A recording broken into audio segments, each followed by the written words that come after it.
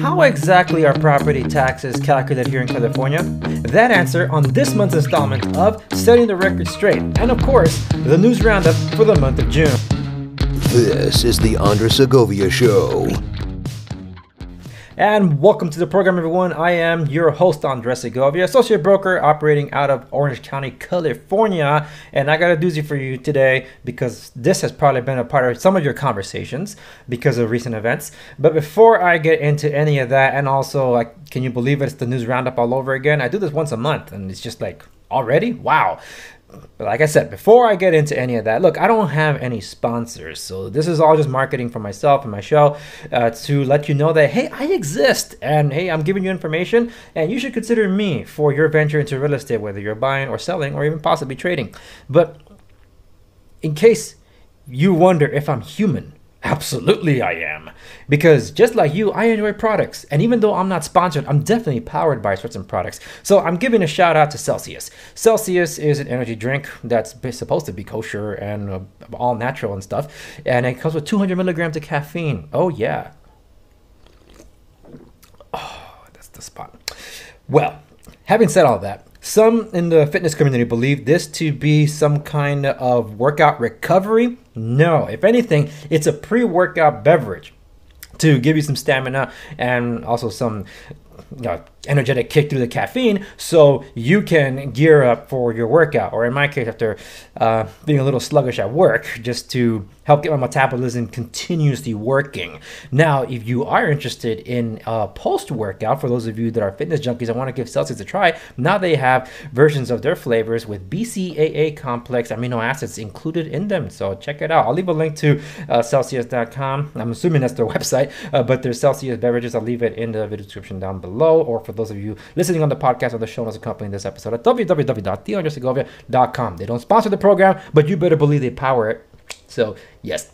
Anyway, we're going to get into the news roundup first before getting into, the end of this, which is the Setting the Record Straight segment that I introduced a couple of these segments ago, which is, of course, in this one, the property tax calculations. But I want to quickly go through some highlights of headlines of stories that you might have missed during the month of June that you should be aware of, because some of these you might have heard of, other ones maybe you don't know the entire context of things, and of course where the industry itself is going now that a lot of economies have reopened. But as of this recording, it looks like some of them are halting the reopenings, slowing down the reopenings, or re-locking down altogether here in the United States. So we'll see how that goes. But as for California, believe me, doesn't matter how scary some of these titles might sound, California, it's its own real estate industry. So of course we start with the obligatory from Reuters. U.S. home sales tumble to 9.5-year low. Price growth slows. So taking it as face value, obviously it's like, oh man, 9.5-year low. Well, what do you think? We were in lockdown. And some places weren't even considering real estate as an essential service. So think about that. And with the conditions of not being able to show property, how were you able to show property to sell? Buyers want to see the product. They want to kick tires before they buy the car. So they want to see the house before they buy it. But if you're living in there or the other tenants in there and they can't be relocated because they're on lockdown, how are you supposed to show that property? So of course that was going to take effect. Duh. This headline, see it on the vacuum, of course looks bad. Let's get into it though. Just a few of the bullet points from this article. Existing home sales declined 9.7% in May. Housing inventory fell 18.8% on a year-on-year basis. So that means less people are putting the houses in the market, because what for? They can't sell it, so what's the point? And median home prices rises 2.3% year-on-year. Whoa, hold on. So existing home sales declined 9.7% in May. Housing inventory also fell almost 19%, yet the prices for a house still went up. Yeah, so there's more to the headline than just the headline. I'm just reading you the bullet points because of this article. When, of course, for any article that I reference here, I leave a link in the video description, or in this case, the show notes accompanying this episode at www.theandresegovia.com. So that's the only place you'll be able to find the links to these articles. So by all means, go there so you can see exactly what I'm talking about here and reading to you. So you don't look. Social media isn't news. Okay? And some news isn't even news either. It's opinionated journalism. So you need to dive into and do the studies beyond the headlines to get to what the point of it is. Again, this headline on its own, it reads as something scary, but when you get to the nitty gritty, that means there were still movements going on and they were at a higher price. And that's something to keep in mind as we go forward, especially with these articles, because this next one is from Yahoo Finance. Summer is going to be a good period for the housing market, says economist. The coronavirus pandemic all but halted U.S. sales during the widespread lockdowns, but new metrics confirm that the home sales is making a comeback. I want to get to this other part here. Home prices are higher than ever, hitting a median listing price of $330,000 in May after only about a 0.6% annual increase in April, the slowest pace in 3 years. Home prices rose 1.6% in May year over year. In the last week of May, prices rose 3.1% from the same time last year. Check this out. Of the nation's 50 cities, 35 posted price growth in May. Prices rose the most in Los Angeles, Pittsburgh, and Cincinnati. And economists expect listing prices to rise even higher this summer. And there is a reason why it might, but I'll explain a little bit later as we proceed. That's all I'm going to read for this article, because you can read the whole thing on your own. I'm not here to read the whole article for you. So just letting you know, LA is on that list because California is its own real estate, and LA is one of the most diverse you'll ever experience. Let's move on to this as to why the real estate economy is expected to boom, and it has to do with foreign nationals buying up real estate yet again. Chinese buyers are kickstarting a generational housing market rally, and Bitcoin may be next. They're not buying exactly here just yet, but this is the big deal, that they are buying throughout Far East Asia, and they're prone to come over here. Chinese investors are aggressively starting to purchase international properties. Once again, the rising demand for real estate from buyers in Asia may catalyze a prolonged housing market rally as seen at the start of 2001. Remember, we were recovering from basically a worldwide recession then too because of 9/11 attacks. So after that, we had to rally through real estate. And here, residential luxury properties across many countries, including Singapore, Australia, and the Philippines and South Korea, are reportedly being bought up. Wealthy investors taking advantage of declining prices in the global housing market in the post-pandemic environment. Manila, one of the hottest real estate markets in Asia, is set to see a 15% drop in value. According to a local broker, investors from China are waiting on the sidelines for a rush sale, which is to mean what's going on here, where some properties are staying a lot longer on the days on market or cumulative days on market, depending on how you read it in the MLS, because they're expecting the sellers to be scared of the uncertainty going on, that they'll be forced to reduce the prices. But when I can tell you that for the properties that I've been involved in, and almost everything has been outbidded on, it's crazy. And there's one as of this recording that's entering escrow at $30,000 over asking. It's happening. So just letting you know that this is not uncommon, and that's just here. And when these buyers do come buying over here, when they realize, you know what, these prices aren't going down, they're not going down anytime soon, but I need to invest my money now, then they're going to start striking. And where does that leave you, especially if you're trying to recover with your finances? That is information for a future episode. So stay tuned for that. Like, subscribe, stay tuned so you don't miss out on that. Alrighty, so that's it for some brief updates on the market on the international and the national level, right? We're going to get to more market-specific stuff here in a moment. But first, I think this is something that we need to discuss a little bit, because Google makes changes for policies for housing ads, works with HUD, the Housing Urban and Development, to align with fair housing standards.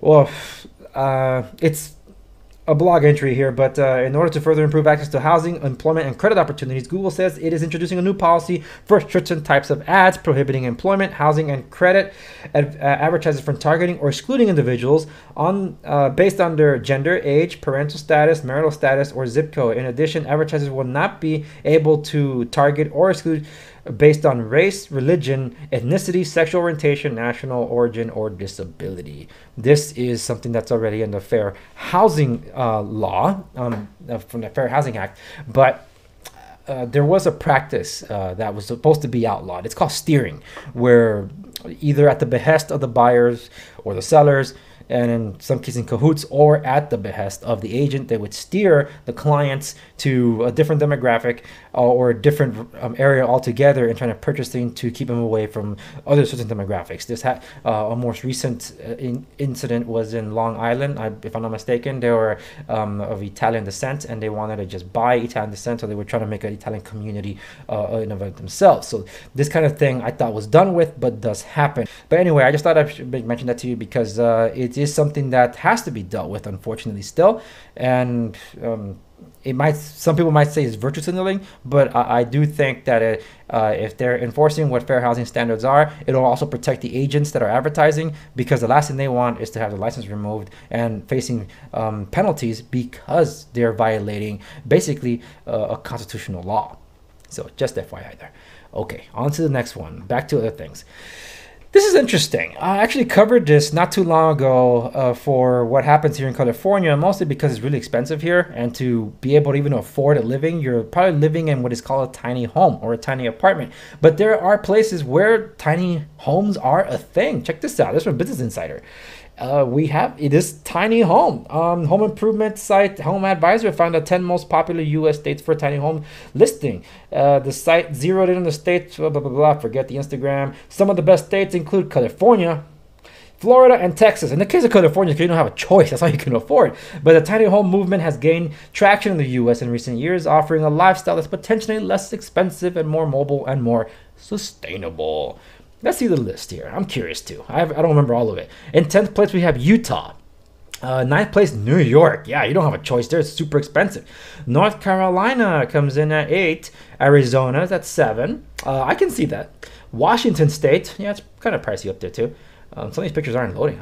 Oregon. That's in 5th place. 4th place, Texas. Why would you want to live small in Texas? You can have something the size of Texas over there. And well, you want to be in the city, I guess. Colorado, I could see that, especially in the mountainous areas. That'd be beautiful. Florida, well, yeah, you want beachfront property, you know, maybe. And number 1, California. Here we come. But I'll tell you this much: I don't think that's because people want to. It's because they have to, and that's all they can afford. And when you have the most populous state in the union being California, what's that tell you? Of course they'll be number 1. I'm not going to delve into the details of this, but people have it on Instagram. When you have about 40 million people living here, it's going to appear. Well, anyway, next up, luxury real estate demand surges in Aspen, Park City, Colorado, Utah ski towns evolve into year-round escapes for the wealthy even before COVID-19. And of course, that's happening a lot more now, which actually lends over, this one, Flock Business, this actually lends over to the next one that I'll just spitball for you. This one is from the San Francisco Gate. What happened? It had pulled up for me, so let's refresh. There we go. Wealthy buyers reportedly in mad rush to leave San Francisco. Let me rewrite this headline for you. Wealthy buyers reportedly in mad rush to leave San Francisco. This is trying to imply that they don't believe that anybody's in a mad rush to get out of San Francisco. Wealthy buyers reportedly being in a mad rush to San Francisco. It makes more sense because it's not reportedly, it's a fact. They're trying to get out of there, especially after being the strictest lockdown in California. It's happening also with my next article that I can't show you because it's a paywall for the Wall Street Journal about the wealthy leaving these areas. And I'll read it to you now. This one, the housing market around New York City is booming around New York City, because for those of you that are in New York City, why would you want to go through a second wave lockdown in New York City after you experiencing what you experienced? Exactly. So real estate agents say home shoppers are looking to buy outside of the city because of those concerns. Let's see. Now, real estate agents say more shoppers want to buy, often because they're concerned about a second wave of pandemic-related restrictions. This Catskill Farms Inc., a home builder based in Wardsboro, New York, has sold 6 yet-to-be-built homes in the past 8 weeks, said owner Chuck Petersham. His company usually sells 16 to 8 homes a year. He says he's getting 30 inquiries a week, up from a more typical volume of 6 a week. People who are now in the Hudson Valley looking for homes, people who are now in the Hudson Valley looking for homes, many of them have never been to the Hudson Valley before, Mr. Peterson said. That's new to the marketplace, that urgency. Early speculation was that city dwellers looking to trade high-rise apartments and subway communities for single-family homes would drive a suburban buying frenzy. While realtors say they see a stronger demand in suburbs around New York City, there is no evidence so far of a large-scale exodus from the city. You know how much this is bull? Because this article is written a little bit early, and I talk about the claim that, oh, there's no evidence of a mass exodus. Same thing with what this article is saying for the San Francisco Gate in a mad rush to San Francisco. Look, I can tell you that there are a lot of people right now looking to leave California as soon as they get the chance to. Throughout California, they're tired of the politics here. They're tired of the taxes, because now that we've been on waves of reopening and possibly reclosing, but the waves of reopening and the state legislature back in session. If you're not following my show, then you're probably missing out on this. A lot of new taxes are being proposed, from mortgages to gas to deductions to, my goodness, they're coming up with anything and everything they can come up with. You just finished punishing the people not being able to work, and now you're going to kick them while they're down with taxes. How are you supposed to pay for that? They can't even buy food. You know how many lines there are outside food banks? It saddens me to see all those lines around food banks. So that's the sad reality of what's going on. So these articles are trying not to supposedly start a fear-mongering thing, but all of this lends to something that I've also been talking about before, about some of the changes demographics that are changing some ways of voting too in other states. So we'll see how this all pans out, and how much of this is realized for this year in time for November, because you might see a lot of other states that were normally not in contention for either party being in contention because of what's happening in places like New York and California, where Californians are moving out to Texas, and Texas is now considered a swing state at this point. So just to give you a perspective as to how many people are actually leaving California, those that vote for the laws that are here and are actually hating the laws are leaving altogether. So they're leaving the damage behind them, unfortunately. But just putting this out there, that this actually is happening. But those are the main articles that I wanted to go over, because that's probably not something that you guys have heard during this time of lockdown, except the first one was, oh, little home sales fell. Yeah, but why? Duh. The biggest factor was staring you right in the face. That's why you're wearing a mask all the time. So we know that, and that much. So let's move on from that, because now we need to wrap this up.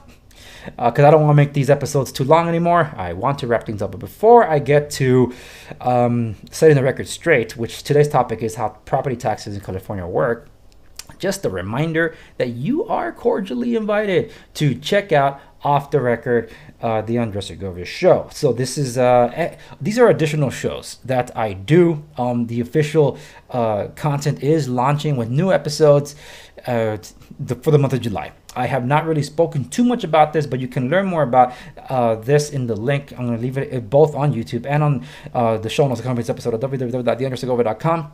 You can check out exactly what I'm talking about with the video that I have posted here. This video is no longer made available on YouTube, so you can only check it here. As to why I'm inviting you to Off the Record, I go into details about it, and I can tell you about what kind of exclusive content, but I can tease it here. I have 5 different shows that go on there, and this is the only place you'll ever be able to get it, including the archives of the previous show that I used to do that you can't hear anywhere else anymore. So I'm excited to bring it to you through here, but because of the powers that be silencing and canceling out there, I am protecting it under the wall of my site, because it's my stuff. I want to protect it. Believe it or not, my stuff has been stolen. My goodness, I have to file complaints, copyright complaints against those that are stealing my material. But this is the place you'll be able to experience something beyond the show, something to distract you from all the craziness, and find out that hey, this guy is human after all. He's not just all about real estate. Yeah, I talk about tech, movies, music, all the sorts, all that jazz, and of course whatever comes across my mind. Anywho, let us dive into setting the record straight. We're going to be talking property taxes, and I actually closed the thingamajig, so now I got to pull it back up. So way to go, Andres. Way to be prepared. Don't worry, I got it back already. I'm actually going to smartasset.com. It's a great place for you to check out what the property taxes can be calculated in your local area, not just California. I'm obviously pulling California up because that's where I am, and that's the community that I service. And you're going to be interested to know about some of the things I'm going to be talking about here, because there are certain things that are under attack, including Proposition 13 and mortgage deductions by the state legislature here in California. But I wanted to talk about this because a lot of people have been talking about property taxes in conjunction with how education is funded, as in the schools of certain districts. So it's assumed that if you're in a more affluent neighborhood, therefore you have a better school district. And that's generally assumed because of the property taxes. While there is some truth to that, that doesn't mean that's the only way the school gets its funding. So it's not so much a location thing or a locale, it's how the money is being distributed. And I'll explain by explaining how property taxes work here in California. California, the taxes are based on the purchase price of the property. So when you're purchasing, or in some cases even refinancing, I don't know how the rules are now because they changed. I'm not a lender, so I'll talk to your local lender for more information on that. But generally speaking, the principle is this, that when you buy a home, the assessed value is equal to the purchase price. So the county assessor issues their assessment based on that purchase price. Like, okay, you bought it at 500. Therefore, 500 is the assessed value, and we'll be taxing it at that rate. So thanks to Proposition 13. Proposition 13 was the law approved by California voters in 1978. Proposition 13 has two important components. The first one is that it limits general property taxes to 1% of the property's market value. There are such things as special taxes on properties. I'll get to that in a moment. But generally speaking, it limits the property taxes to 1% of the property's market value. And it restricts its assessed value to 2% per year. The two rules combine to keep California's overall property taxes below the national average, which in turn keeps your bills low. Okay, the 2% cap, right? So for homeowners who've been living in their house for a long time, the assessed value is often lower than the market value. Yes, it is true, because you don't get the reassessment of your property unless you do something with it, which is why some people say, I'm not going to refinance yet, because if I refinance now, I'm going to be paying that much more in taxes. So that they'll sometimes play that off. Talk to your tax agent if you want to learn more about that. I'm just generally telling you anecdotally what some people tell me and how they approach their things. They know better for themselves, so it's to each their own. I'll give you an example. A property that I recently inspected, last sold 1980, I think. It was sold for $120,000, and it's in the expensive area of Orange County. It's not too far from the beach, and now it's like 600,000, 700,000, and that's after considering all the ups and downs in between the past few decades. So, yeah, there's a lot there. It's the assessed value on the property taxes, though, are based on the last record when it was sold, so they're basing it off $120,000. This property is going to be sold, though, because the family doesn't have a choice. They have to liquidate the property. And for the real estate industry, the inventory that we were inspecting, the influx of inventory we were expecting this year was supposed to come from the boomer generation as expressed. We were expecting an influx of these properties that they've been sitting on for decades, 30, 40, 50 years. I've been to some of these properties. I can tell you that they have not, that some of them are well kept. Other ones have not been upkept at all. Like not even floor cleaning in 30 years. You know what that does to a floor? Yikes. I've been to a property where almost 2/3 of it was covered in mold. Yeah, the green mold turned black, growing all over the property. Yeah, I've been in those properties. You know, it's just to inspect them. Like, someone lived in here? Like, oh my goodness. It reminds me of that scene from The Simpsons. Where I don't know what was the inspection that was going on in Springfield, but they ended up going to Moe's Tavern. Like, men alive, because there were people at Moe's Tavern drinking, Barney especially. I mean, there are men alive in here. that's kind of how my reaction is sometimes when I enter these houses. Like, people live here? I mean, people live here. No, it's there's been some crazy things that I have seen. I know a thing or two because I've seen a thing or two, to borrow that expression from farmers.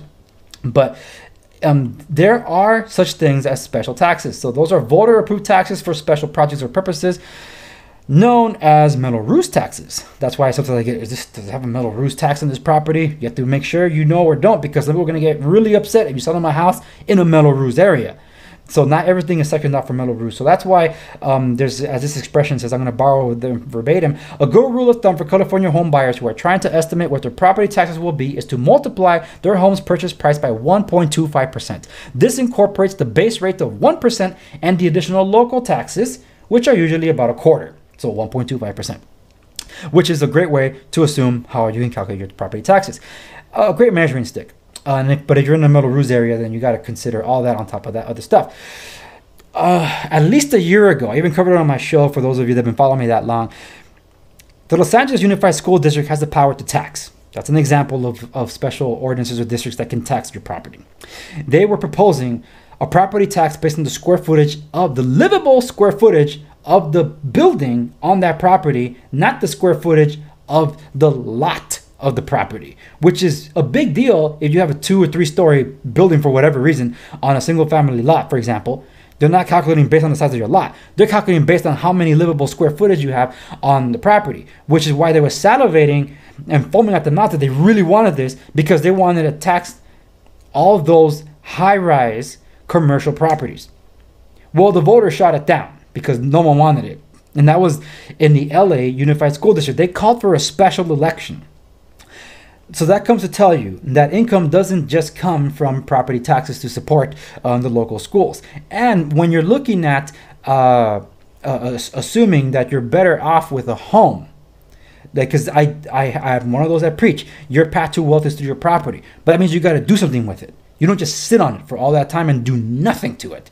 If you do nothing with it, you've inherited nothing.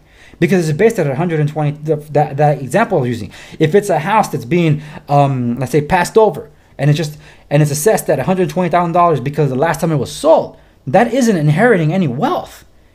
If the house isn't even worth that, that means the debt you still got to settle isn't covered by that assessed value of the property.